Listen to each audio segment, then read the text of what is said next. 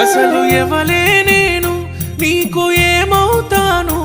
ఏలు పట్టినందుకే నా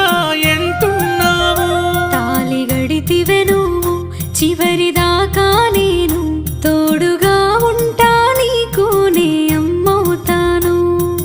పుట్టిడు కట్టాలున్నయ మనకు ఈ రోజుంటై రేపుండై దిగులెందుకు నాతో సుఖముండదమ్మ నీకు ఎట్లయితే గట్లాయే ఇక చూసుకుందము